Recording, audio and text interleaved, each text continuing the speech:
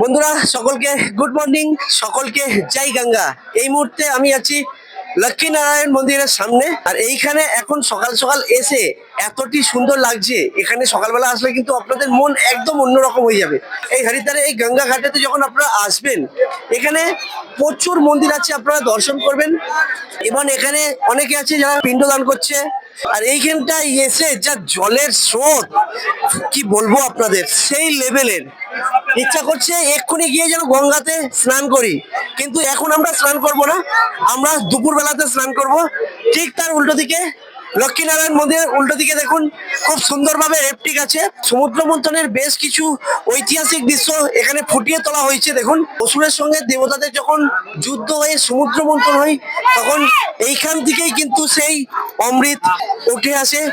এই অমৃত যখন স্বর্গে নিয়ে যাচ্ছিল, ঠিক সেই অমৃতের ফোঁটা চারটি জায়গায় পড়েছিল: উজ্জয়িনীতে, হরিদ্বারে, নাসিক এবং প্রয়াগরাজে।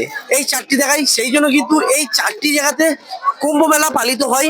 আমরা 2025-এ দেখেছি প্রয়াগরাজে মহাকুম্ভ মেলা হয়েছিল, যেটা 144 বছর ছাড়া ছাড়া হয়। আর এই হরিদ্বারে, নাসিকে এবং উজ্জয়িনীতে 6 বছর ছাড়া ছাড়া কুম্ভ মেলা হয়, এবং 12 বছর ছাড়া ছাড়া অর্ধ কুম্ভ মেলা হয়। এবং এই সাইডে দেখুন সেই নীলকণ্ঠ ছবি এখানে দেওয়া আছে, যেখানে স্বয়ং মহাদেব সেই বিষ পান করেছিলেন। সেই কিছু পৌরাণিক দৃশ্য এখানে তুলিয়ে ধরা হয়েছে। দেখুন, খুব সুন্দর লাগছে এই জায়গাতে এসে। তো চলুন একটুখানি গঙ্গায় নামা যাক।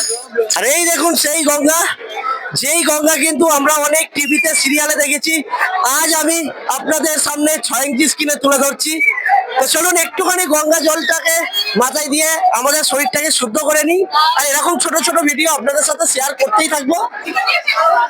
জলের স্রোত কিন্তু বেশ আছে, আর ঠান্ডা কিন্তু সেই লেভেলের। আমার এই হরিদ্বারের ফুল ভিডিও আপনাদের সাথে শেয়ার করবো খুব শীঘ্রই। আজকের এই ছোট্ট মিনি ব্লগের মাধ্যমে এই গঙ্গা ঘাটের দৃশ্য আপনাদের সামনে তুলে ধরলাম।